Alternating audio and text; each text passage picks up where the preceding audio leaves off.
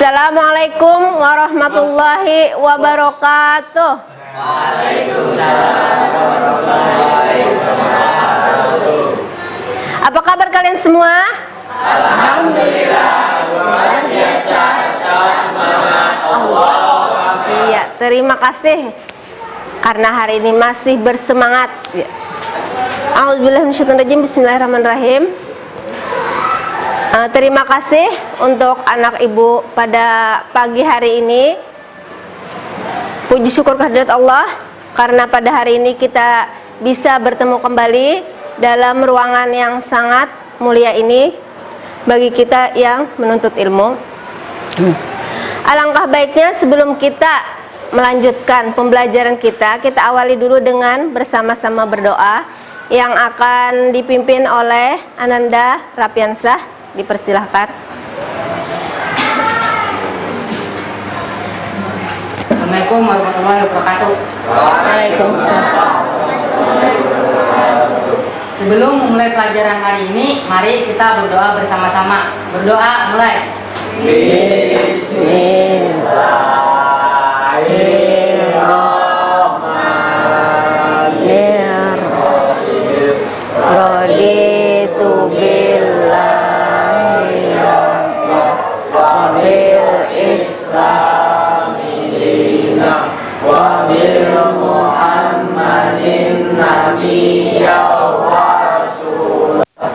Rabbi zidni ilman nafi'a. Terima kasih kepada Ananda Rapiansah. Semoga dengan diawali berdoa tadi, pembelajaran kita hari ini berjalan dengan lancar. Untuk pertemuan kali ini, kita di sini akan membahas nanti tentang P5. Sebelumnya Ibu absen dulu.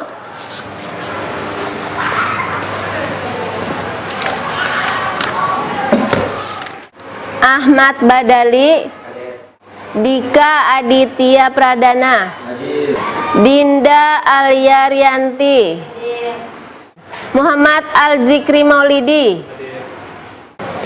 Dalam pertemuan kali ini kita akan membahas tentang P5 dan PPRA. Adakah yang tahu tentang P5 dan PPRA?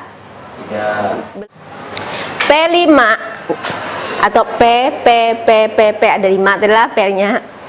Singkatan dari Proyek Penguatan Profil Pelajar Pancasila. Ini materi kita pada kurikulum Merdeka.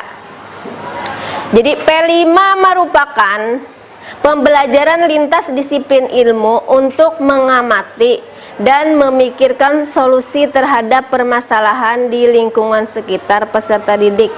P5 menggunakan pendekatan pembelajaran berbasis proyek. Nah, nanti ada proyek yang dihasilkan yang berbeda dengan pembelajaran di kelas pada umumnya. Nah, ada bedanya. Jadi nanti kita akan menghasilkan sesuatu, nah proyek yang akan kita kerjakan. Sedangkan PPRA singkatan dari Profil Pelajar Rahmatan Lil Alamin. Profil yang bersifat khusus dan spesifik yang memiliki kompetensi keagamaan sebagai kekhasannya. Jadi di setiap pembelajaran kita itu ada disisipkan. Nanti ada disisipkan. Misalnya dari pelajaran pendidikan agama Islam. Nanti itu kan kita ada 3 jam. Nanti disisipkan 1 jam untuk pelajaran P5 proyek. Nah, dalam pembelajaran proyek P5 ini di sini Ibu akan membahas materi tentang gawai. Tujuan untuk pembelajaran ini yang pertama, kita mengetahui apa definisi gawai. Yang kedua, menyebutkan dampak positif dari gawai.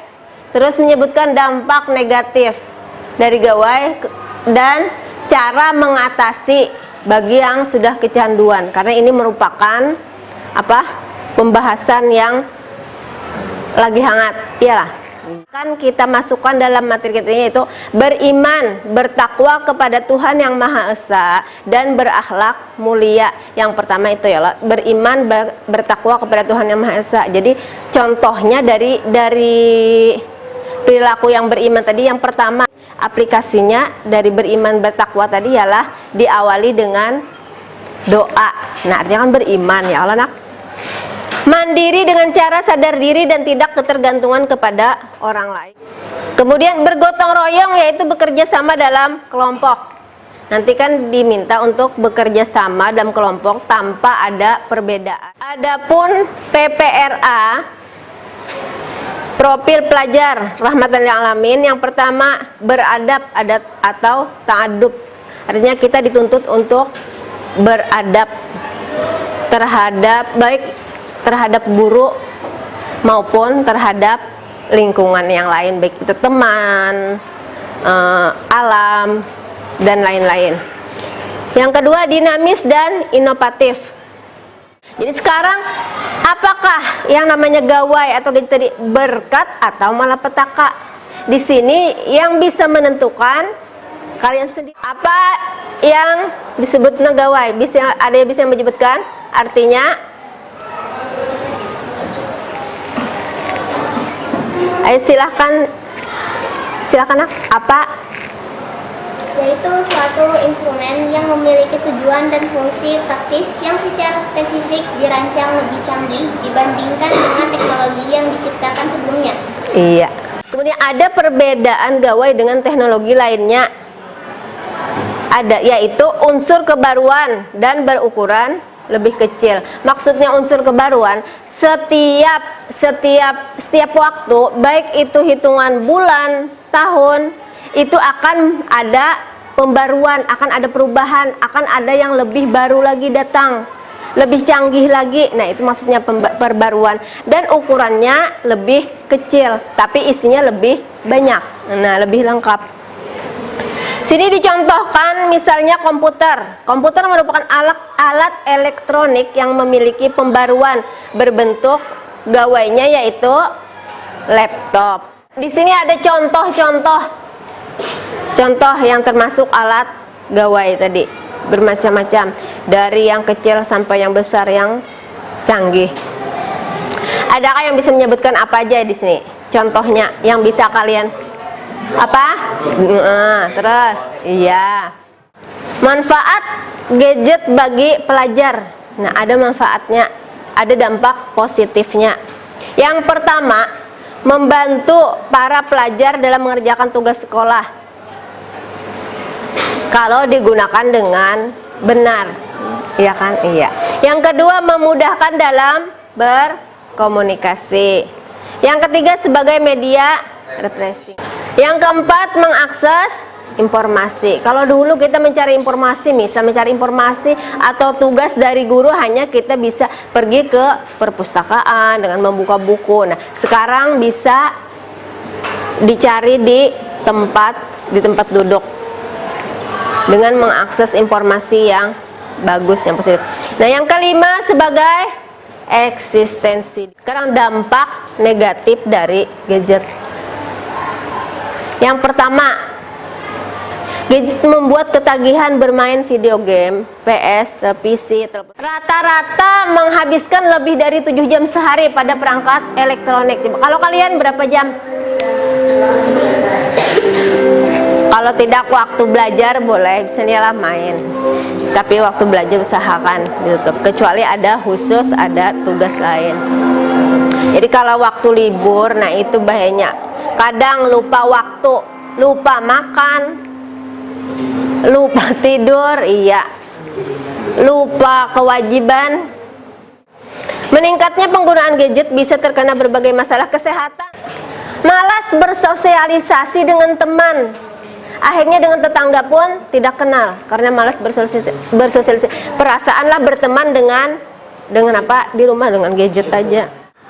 Bagaimana cara kita mengatasi bagi yang kecanduan? Yang pertama, memberi pemahaman mengenai dampak dari kecanduan gawai. Jadi dijelaskan dulu. Kemudian mengajarkan remaja tentang kontrol diri. Nah, dari pelajaran, terutama pelajaran pendidikan agama Islam, di situ ada kita membahas tentang kontrol diri. Jadi kita bisa dari situ kita bisa mengontrol diri kita masing-masing. Kalau waktunya belajar, ya belajar. Kalau waktunya sholat, ya sholat. Tinggalkan dulu yang namanya gawai tadi. Ada waktu-waktu tertentu, batasi. Memperbanyak aktivitas di luar rumah. ikuti kegiatan-kegiatan yang positif. Memperbanyak bersosialisasi. Nah, perbanyak bersosialisasi, perbanyak bergaul, ikuti kegiatan apalagi di lingkungan, misalnya lah di lingkungan ada kegiatan apa, Karang Taruna ikuti. Pengaruh gawai bagi anak. Pengaruh bagi anak, penggunaan gawai mempengaruhi proses perkembangan anak baik kesehatan fisik maupun psikologi. Iya, baik itu perkembangan yang fisik maupun psikologi. Kalau contoh fisik misalnya tadilah dari obesitas, dari kesehatan mata. Kalau psikologi itu yaitu ketergantungan, bisa mempengaruhi. Kalau dampak positifnya, ayo yang perempuan apa dampak positifnya? Silakan. Komunikasi, mengakses informasi sebagai media representatif dan lain-lain. Iya. Untuk tugas kalian, sini ibu nanti minta kalian kerja kelompok dalam membuat semacam slogan atau poster yang berisikan tentang peringatan, baik itu dampak positif, dampak negatif, peringatan bagi misalnya pengguna gawai. Yang kalau dampak positifnya apa aja, nanti kalau dampak negatifnya apa aja. Nah, jadi semacam poster atau peringatan yang bisa dikerjakan secara berkelompok. Ya, baiklah anak-anak, di sini kita akan dibersamai oleh Ibu Helmiati sebagai guru bahasa Indonesia yang akan mendampingi kalian dalam melaksanakan tugas kelompok, yang akan membimbing dalam mengarahkan tata cara bagaimana dalam pembuatan poster yang baik. Ya, terima kasih kepada Ibu Helmi. Dalam pembimbingan ini dipersilahkan untuk menjelaskan sedikit arahan kepada anak-anak.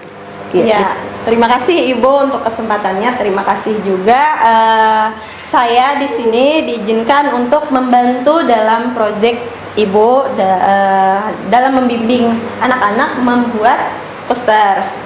Baiklah, agar poster yang kalian buat menjadi baik itu ada step by step yang harus kalian lakukan. Yang pertama, dalam membuat poster itu harus menggunakan kalimat yang baku, yang sesuai dengan ejaan bahasa Indonesia lah, IED.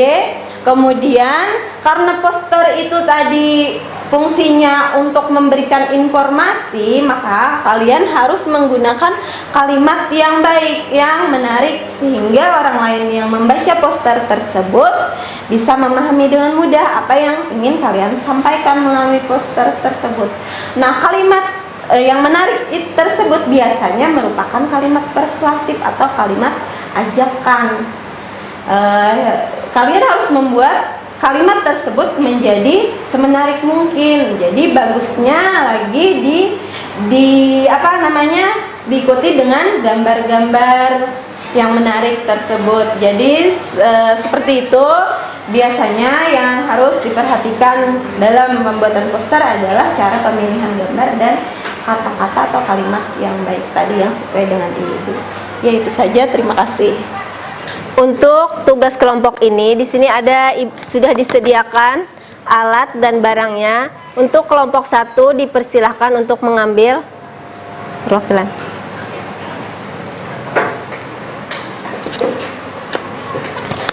Ya. Terus dipersilahkan kepada anak-anak untuk mengerjakan tugas kelompoknya.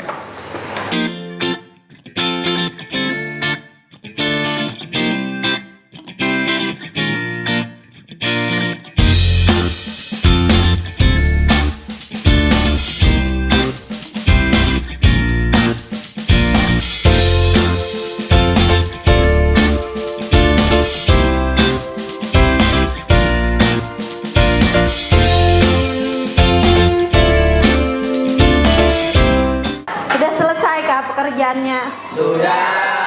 baiklah, kalau sudah selesai, mari kita tempel di mading.